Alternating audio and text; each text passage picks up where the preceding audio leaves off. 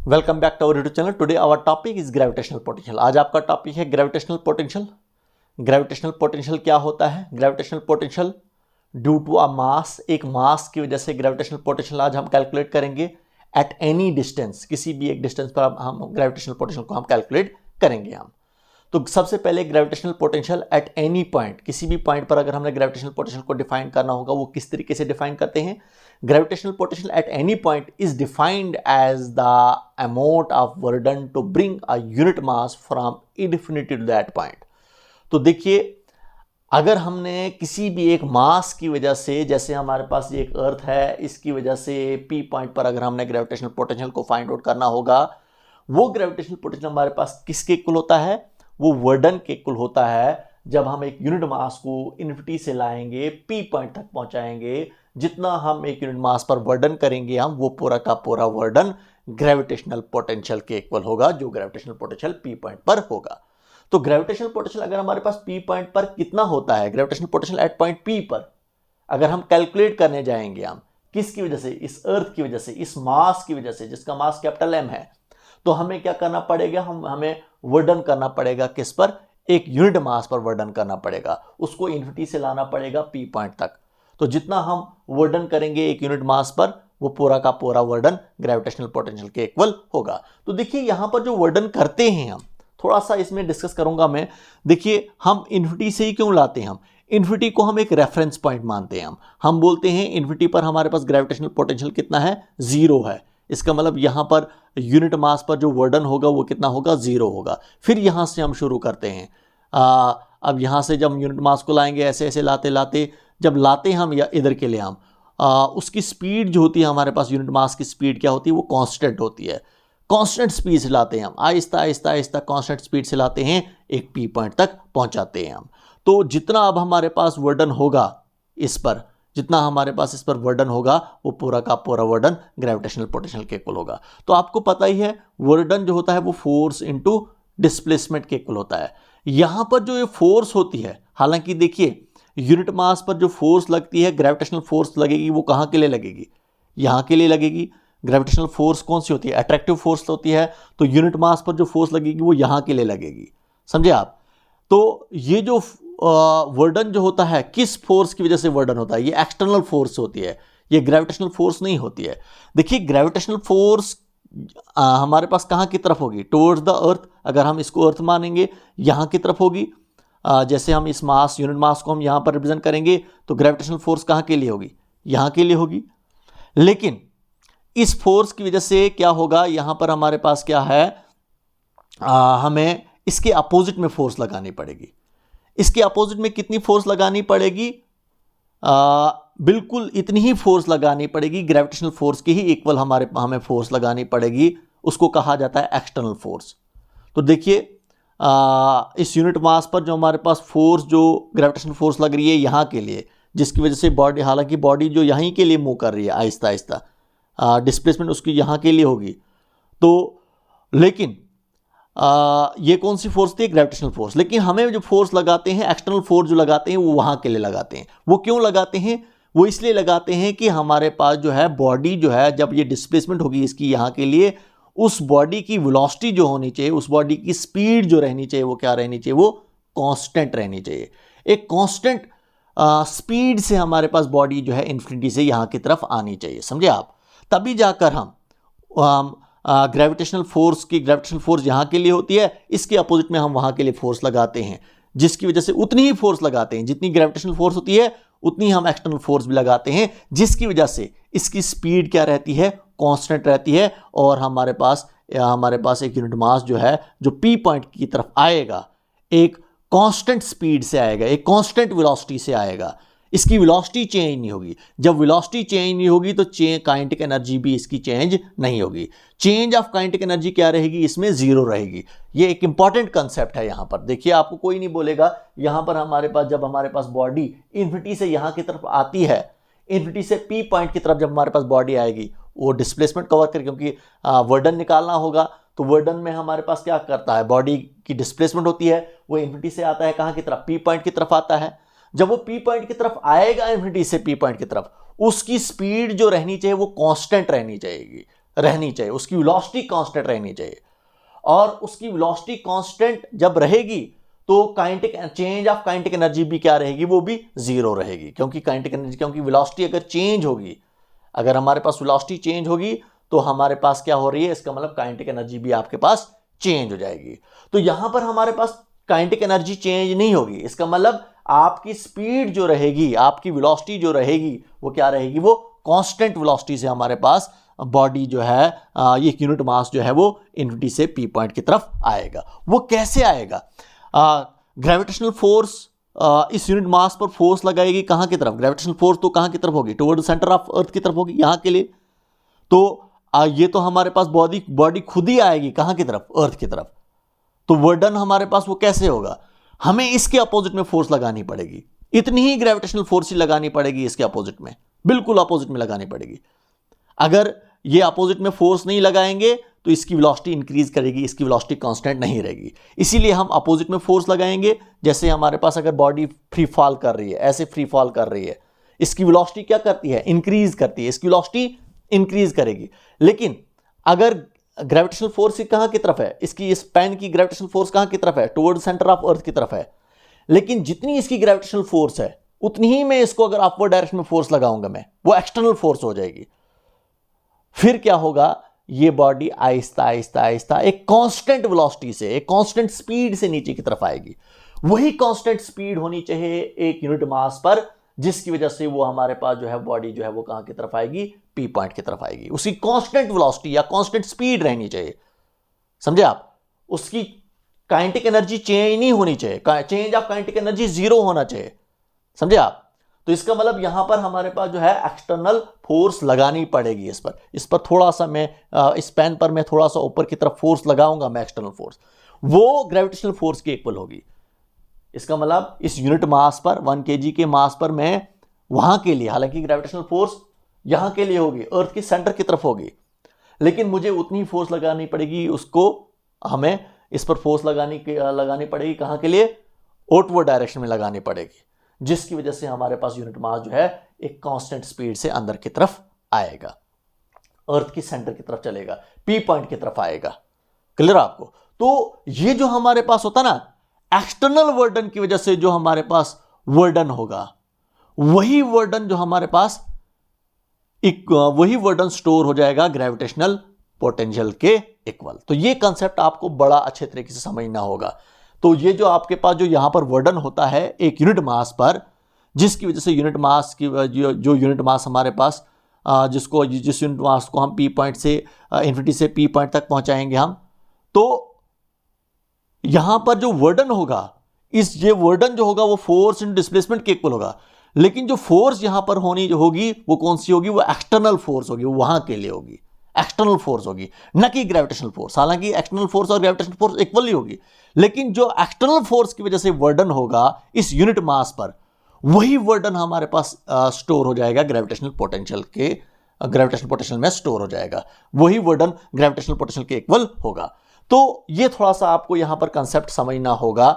वो आपने समझा कि अगर हम बोलेंगे ग्रेविटेशनल पोटेंशियल अगर हमने फाइंड आउट करना होगा पी पॉइंट पर, तो किसके होता है? अमाउंट ऑफ वर्डन के इक्वल होता है to bring a unit mass from infinity to point P. Infinity से पॉइंट पी तक अगर हम जितना हम वर्डन करेंगे एक यूनिट मास पर, उसको इन्फिनिटी से लाएंगे पी पॉइंट तक, जितना हमारा वर्डन होगा वो ग्रेविटेशनल पोटेंशियल के इक्वल होगा। तो वही यहाँ पर लिखा है मैंने, gravitational potential at a point is defined as the amount of work done in bringing a body of unit mass from infinity to that point. जैसे अगर हमने ग्रेविटेशनल पोटेंशियल पी पॉइंट पर निकालना होगा, ग्रेविटेशनल पोटेंशियल को हम वी से represent करते हैं, तो एट पॉइंट पी पर निकालना होगा, ये वर्डन पर यूनिट मास के इक्वल होता है। हम एक यूनिट मास पर वर्डन करते हैं, उसको इन्फिनिटी से लाते हैं पी पॉइंट तक, तो जितना हमारा वर्डन होता है वो ग्रेविटेशनल पोटेंशियल के इक्वल होता है। तो वही लिखा मैंने, ग्रेविटेशनल पोटेंशियल होता है वर्डन पर यूनिट मास के इक्वल होता है। स्केलर क्वांटिटी होती है ग्रेविटेशनल पोटेंशियल, एक स्केलर क्वांटिटी होती है। स्केलर क्वांटिटी का मतलब होता है सिर्फ मैग्नीट्यूड होता है, इसका डायरेक्शन नहीं होती है। मैग्नीट्यूड का मतलब होता है वैल्यू होती है, इसकी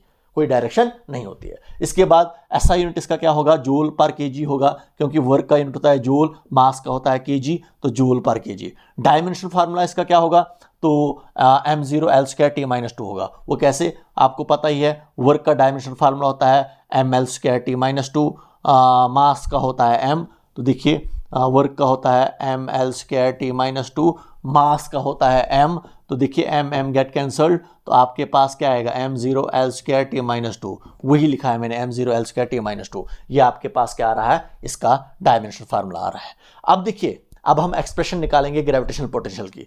ग्रेविटेशनल पोटेंशियल की अगर हम एक्सप्रेशन निकालेंगे, हम कंसिडर करेंगे कि हमारे पास एक अर्थ है, इस अर्थ की वजह से पी पॉइंट पर हम ग्रेविटेशनल पोटेंशियल फाइंड आउट करेंगे, जो हमारे पास पी पॉइंट अर्थ के सेंटर से कितनी दूरी पर है, आर की दूरी पर है, वही यहां पर कंसिडर किया है मैंने। Let us consider an earth of mass m and radius r and p be the point where we have to find out gravitational potential. p हमारे पास पॉइंट है जहां पर हमने ग्रेविटेशनल पोटेंशियल को फाइंड आउट करना है।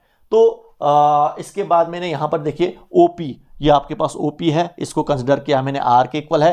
OA, O से लेकर A तक कितना डिस्टेंस है, x है। AB कितना है आपके पास, A से लेकर B तक डिस्टेंस कितना है, dx है। तो सबसे पहले हम निकालेंगे, क्योंकि आपको पता ही है, अगर मैंने ग्रेविटेशनल पोटेंशियल पी पॉइंट पर फाइंड आउट करना है, जिस ग्रेविटेशनल पोटेंशियल को हम वीपी से रिप्रेजेंट करते हैं हम, तो इसका मतलब मुझे वर्डन करना पड़ेगा इस यूनिट मास पर इन्फिनिटी से पी पॉइंट तक, हमने इन्फिनिटी से पी पॉइंट तक हमें एक यूनिट मास को लाना पड़ेगा। जितना हमारा वर्डन होगा वो वर्डन ग्रेविटेशनल पोटेंशियल के इक्वल होगा। लेकिन पहले हम स्मॉल वर्डन को निकालेंगे। क्या निकालेंगे, स्मॉल वर्डन को। पहले हम यूनिट मास को ए से बी तक पहुंचाएंगे, डिस्टेंस कितना कवर करेगा, dx।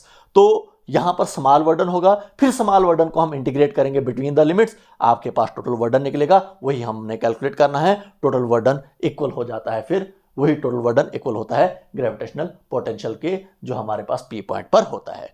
तो इससे पहले कि हम स्मॉल वर्डन निकालेंगे, हम ए से बी तक जब हमारे पास बॉडी पहुंचेगी, सबसे पहले हम इस बॉडी पर फोर्स निकालेंगे हम। जब हमारे पास बॉडी कहां पर होगी, ये जो आपके पास यूनिट मास जब आपके पास कहां पर होगा, ए पॉइंट पर होगा, तो इस यूनिट मास पर इस अर्थ की वजह से, इस मास की वजह से ग्रेविटेशनल फोर्स कितनी लगेगी। तो gravitational force on unit mass at point A point पर ग्रेविटेशनल फोर्स किसी को होगी, वो अभी हम रिप्रेजेंट करेंगे G M M divided by x square. ये अप्लाई किया हमने Newton's law of gravitation. Product of two masses, one is mass of earth and other is unit mass divided by distance का स्क्वायर। अर्थ के centre से लेकर ए point तक distance कितना है, एक्स है, ये आ गया एक्स का स्क्वायर। आपको पता ही है, यहाँ पर हमारे पास जो है ये स्मॉल एम क्या है, यूनिट मास है, ये कितना है 1 kg का है, तो स्मॉल एम की जगह पर 1 पुट करेंगे, divide by x square, f is equal to G M divided by x square आ रहा है। ये आपके पास ग्रेविटेशनल फोर्स है, जो ग्रेविटेशनल फोर्स हमारे पास लगती है किस पर, ए पॉइंट पर, किसकी वजह से, अर्थ की वजह से। अब निकालेंगे इसके बाद हम स्मॉल वर्डन। सबसे पहले हम निकालेंगे स्मॉल वर्डन जब हमारे पास बॉडी ए से बी पहुंचेगी। तो स्मॉल वर्डन सबसे पहले हम निकालेंगे, small work done through a distance dx। तो स्मॉल वर्डन हमारे पास किस होगा, जिसको हम dw से रिप्रेजेंट करेंगे, किसके इक्वल होगा, f इंटू dx के इक्वल होगा। तो देखिए हमारे पास जो हमारे पास यहां पर फोर्स लगेगी, जब हमारे पास एक यूनिट मास ए से बी जाएगा, कितना डिस्टेंस कवर करेगा, dx। तो यहां पर फोर्स जो लगेगी वो कितनी होगी, वो f होगी। ये कांस्टेंट फोर्स होगी, समझे आप, एक कांस्टेंट फोर्स। वो ये फोर्स हमारे पास किस होगी, ये G M divide by x square के ऊपर होगी, क्योंकि ग्रेविटेशनल फोर्स ही होगी। लेकिन ये वाली फोर्स जो हमारे पास होगी, अभी मैं आपको कहूंगा मैं, क्योंकि जो वर्डन हमारे पास होता है वो एक्सटर्नल फोर्स के इक्वल होता है। जितनी हमारे पास ये ग्रेविटेशनल फोर्स होती है, इतनी ही हमारे पास एक्सटर्नल फोर्स भी होती है वहां के लिए, जिसकी वजह से हमारे पास ये बॉडी जो है आहिस्ता आहिस्ता एक कांस्टेंट वेलोसिटी से, एक कांस्टेंट स्पीड से कहां की तरफ आता है, पी पॉइंट की तरफ आता है। तो यहां पर अभी हम जो निकालेंगे हम, ये जो एफ जो है कांस्टेंट फोर्स है, लेकिन ये कौन सी होगी, एक्सटर्नल फोर्स होगी, एक्सटर्नल फोर्स, क्योंकि ग्रेविटेशनल फोर्स और एक्सटर्नल फोर्स इक्वल होंगी। तो इसका मतलब small work done is equal to, ये एफ जो होगा हमारे पास g M divide by x square के इक्वल होगा, g M divided by x square के इक्वल होगा, इनटू साथ में हमारे पास क्या है, dx है। ये आपने क्या निकाला, स्मॉल वर्डन निकाला। ये f क्या है आपके पास, एक्सटर्नल फोर्स है, क्योंकि work done by external force, external force की वजह से जो वर्डन होता है वही वर्डन इक्वल होता है किसके, ग्रेविटेशनल पोटेंशियल के इक्वल होता है। लेकिन यहाँ पर मैंने ये जो एक्सटर्नल फोर्स, जितनी एक्सटर्नल फोर्स होती है उतनी ही ग्रेविटेशनल फोर्स भी होती है हमारे पास। ये कंसेप्ट आपने माइंड में रखना है। तो देखिए ये स्मॉल वर्डन निकाला आपने, अब हम टोटल वर्डन निकालना है हमने तो यहाँ पर सिर्फ बॉडी को ए से बी तक पहुंचाया, हमने बॉडी को यूनिट मास को इन्फिनिटी से लाना है पी पॉइंट तक। तो टोटल वर्डन जब हम कैलकुलेट करेंगे, total work done, total वर्डन calculate करने के लिए हमें क्या करना पड़ेगा, स्मॉल वर्डन को इंटीग्रेट करना पड़ेगा। स्मॉल वर्डन को जब हम इंटीग्रेट करेंगे, बिटवीन द लिमिट्स हमें इंटीग्रेट करना पड़ेगा। बिटवीन द लिमिट्स कहां से लाया हमने, इन्फिनिटी से हमने यूनिट मास को लाया। कहां पर आप कैलकुलेट करना जा रहे हैं हम इलेक्ट्रिक ग्रेविटेशनल पोटेंशियल को, पी पॉइंट पर। तो पी पॉइंट अर्थ की सेंटर से कितनी दूरी पर है, आर की दूरी पर है। तो ये हमारे पास आ रहा है लिमिट्स, हमने लिमिट्स बनाई, इन्फिनिटी से लाया हमने यूनिट मास को पी पॉइंट तक। तो पी पॉइंट हमारे पास अर्थ की सेंटर से कितनी दूरी पर है, आर की दूरी पर। तो हमने इंटीग्रेट किया इसको between the limits, between the limits infinity to R. देखिए स्मॉल वर्डन को जब इंटीग्रेट करोगे आप, छोटे छोटे वर्डन्स को, इंटीग्रेशन का मतलब होता है जोड़ना, तो जब छोटे छोटे वर्डन्स को जोड़ोगे आप तो टोटल वर्डन आ जाएगा। तो स्मॉल वर्डन को इंटीग्रेट करके आपके पास क्या आएगा, यहां पर लिखूंगा अब मैं, स्मॉल वर्डन को इंटीग्रेट करके आपके पास क्या आएगा, टोटल वर्डन, टोटल वर्क डन, ऐसे बोलते हैं, डिफरेंशियल इंटीग्रेशन गेट कैंसल, आपके पास आ रहा है टोटल वर्डन।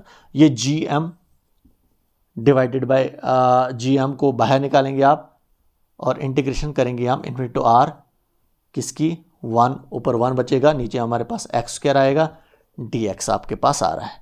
तो work done is equal to ji M ऐसे ही रहेगा और इन्फिनिटी टू आर आपके पास आ रहा है, इन्फिनिटी टू आर, इस एक्स स्क्वायर को ऊपर लाएंगे आप, एक्स रेट पर -2 डी एक्स आपके पास आ रहा है।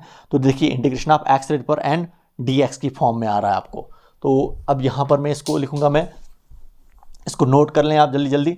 तो देखिए हमारे पास टोटल वर्डन आपके पास किसको आ रहा है, total work done is equal to ji M ऐसे ही रहेगा। अब देखिए इंटीग्रेशन ऑफ एक्स रेट पर एन डी एक्स, इसकी इंटीग्रेशन क्या होती है, एक्स रेट पर n+1, एन क्या है आपके पास -2 +1 हो गया फार्मूले का, तो n+1, एन क्या है -2 +1 हो गया फार्मूले का। अब ब्रैकेट यूज कर रहे हैं हम, इन्फिनिटी टू आर, तो work done is equal to ji m, x rate पर -2 +1 क्या होता है, माइनस प्लस होता है माइनस, -2 में से 1 निकाल देंगे तो -1, -2 में से 1 निकालेंगे तो -1, इन्फिनिटी टू आर आपके पास आ रहा है। तो देखिए इसके बाद हमारे पास जो है ये माइनस यहाँ पर आ जाएगा, तो work done is equal to -GM, और ये एक्स रेट पर -1 जो आपके पास है, ये -1 इधर आ रहा आपके पास, एक्स रेज पर -1 को हम डिनोमिनेटर में लाएंगे तो एक्स रेट पर +1 में कन्वर्ट हो जाएगा, +1 लिखने की कोई जरूरत नहीं मुझे, इन्फिनिटी टू आर आपके पास आ रहा है।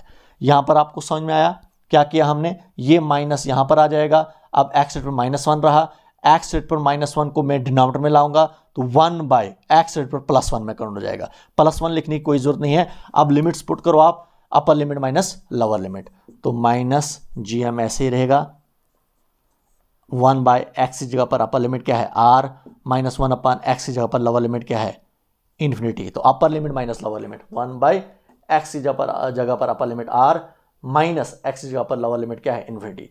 तो वर्डन जो आपके पास आ रहा है -GM